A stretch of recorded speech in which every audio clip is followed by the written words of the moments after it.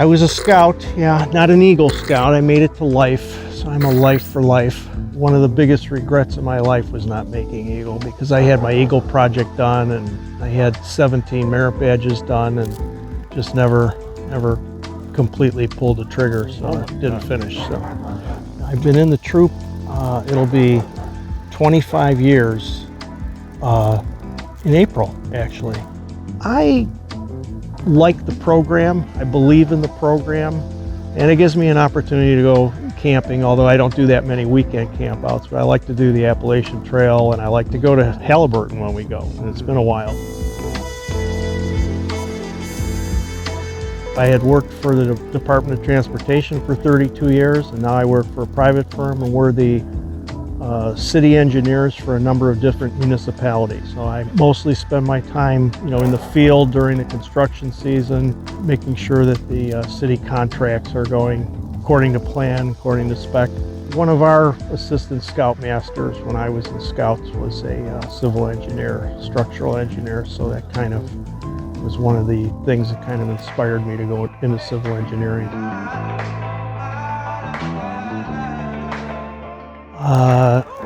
It was in the uniform bank and I liked it. And we were trying at one time to somehow get a venture crew going. No, just like the shirt. Well, we've had a lot of great times on the Appalachian Trail. We did a couple of Tinnerman trips that I really enjoyed. I'm wearing the hat too.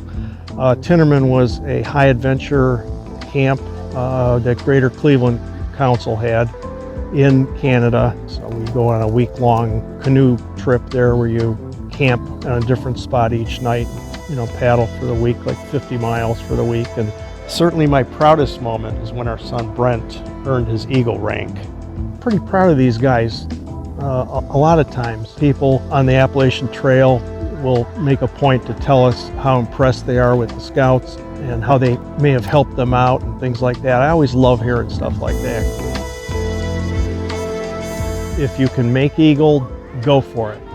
And if you're just in the program to have fun and be with your friends, there's nothing wrong with that, and it's great. But if you come close to getting Eagle and don't make it, you'll regret it the rest of your life. Remember these times, One of my favorite movies is Stand By Me. And one of the things that the narrator says in the movie says, you never have friends as close as the friends that you had when you were 12 years old. And I truly believe that. The friendships you make here are unlike probably any other friendships you'll have in your life. So.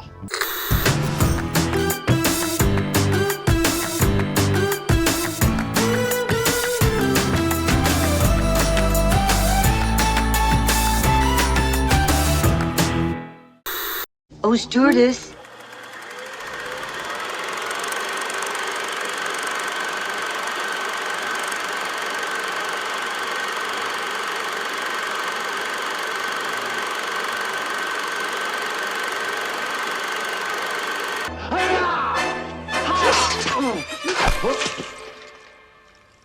Now stand aside, worthy adversary. 'Tis but a scratch. A scratch? Your arm's off. No, it isn't. Well, what's that then?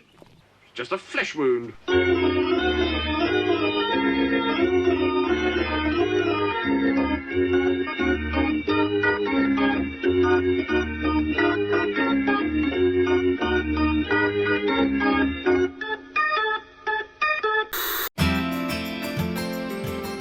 My name is Joe Knight. I was made Eagle Scout in August of 2016.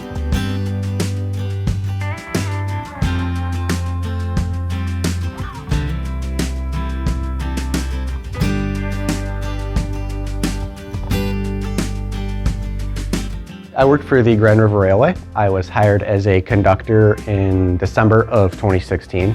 The guys that owned the railroad, they were all in Scouts, and the one was an Eagle Scout. And when he found out I was involved in Scouts and an Eagle Scout, they wanted to hire me. My job every day is a camping trip. Got to prepare for the weather. You never know what's going to be thrown at you, and there's all sorts of adaptations you have to do on the fly. I think one of the ones I always remember that makes me think is just, gentlemen, what are you doing?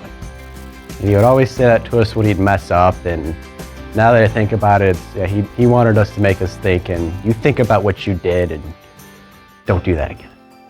Mr. Roller was there a lot. Lots of life lessons from him. Pilot shooting camp out, we decided the one morning we were gonna do a polar bear swim. It was only September, so Pilot Lake first thing in the morning wasn't too cold, but there's gonna be a lot of crappy things that you're not gonna wanna do, but you just gotta suck it up and do them anyway.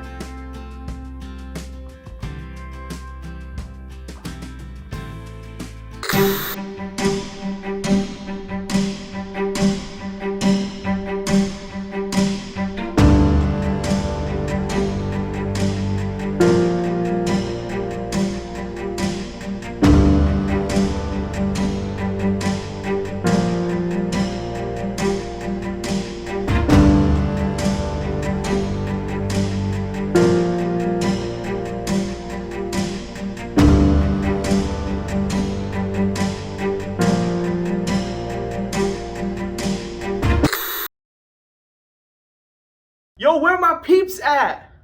There they are. Here comes that Easter time feeling. Thank you, Easter Bunny. Bark, bark.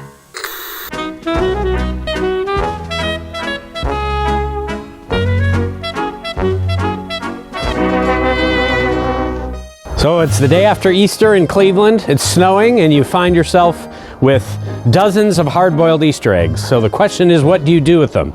Of course, we're going to make Scotch eggs. We're going to take a cast iron and we are going to put in enough oil so that our eggs will be submerged when they're frying. It'll probably be 1.5 quarts, maybe just 1 quart. All right, so we're going to set up our station here to bread our Scotch eggs and get our flour in our first one. And then we're going to crack a raw egg or two. And then our final bowl will be our panko, Japanese breadcrumbs. Scotch eggs are hard-boiled egg in the center, so we're gonna get them peeled. On a camp out, you could certainly bring these already peeled if you wanted to. Now we're going to coat our eggs in just a little bit of flour first, and that will help the sausage stick to it. Generally speaking, you're probably gonna need about 3 ounces of sausage per egg. We're gonna take our sausage and squish it out.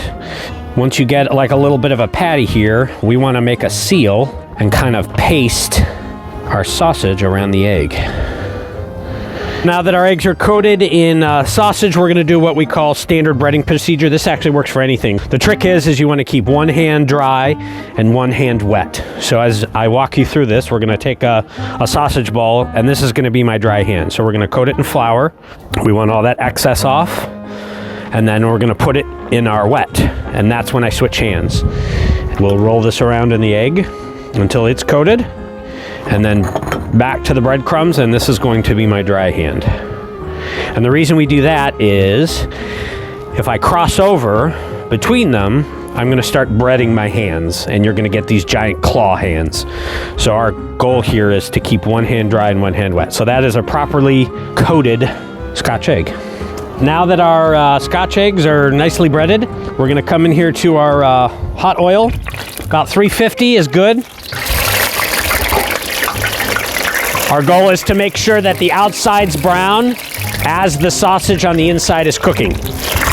You also want to make sure that you're not overloading the fryer. We've got 6 eggs here, which should be just about perfect. Give them a little spin. We got a plate over here with paper towels to receive our eggs once they're done cooking.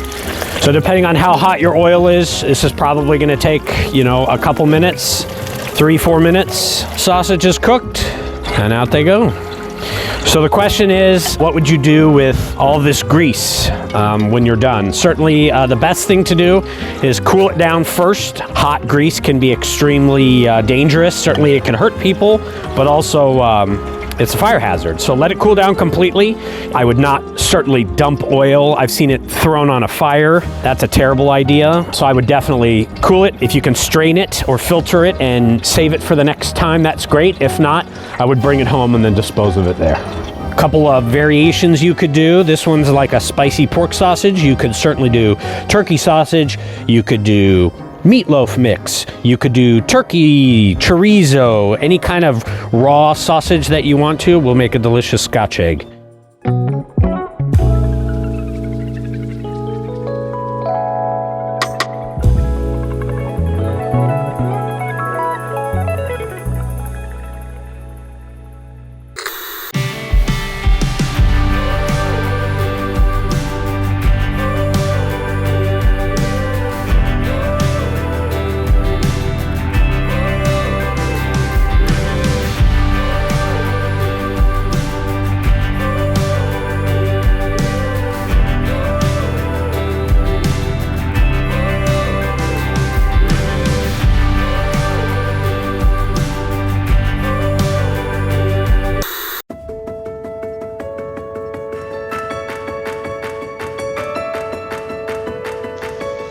So I had this really cool thought today, and that was, they say a picture's worth 1,000 words, and actions speak louder than words. So pretty much we could sum up our life as a motion picture.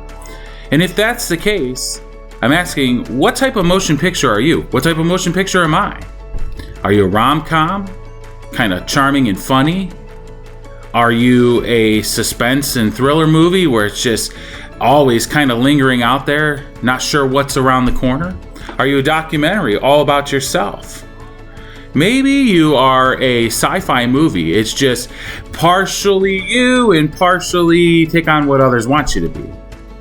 The cool part is that no matter what type of movie you are, you're going to fit into our troupe, because not everybody likes the same movie every single time. The other cool part is that if you want to change what your motion picture is saying about you, you can probably easily do that with a little bit of reflection. So this is what I want to ask you today. If you were to watch your life, the motion picture that you think that you are, what would it say about you, and how would that make you feel? And if you're content with the motion picture that you are, great. But if you're not, there's so much time and opportunity to change what the movie of your life is telling. So I challenge you to do that today. Watch your movie and evaluate and make any necessary changes you think need to be done.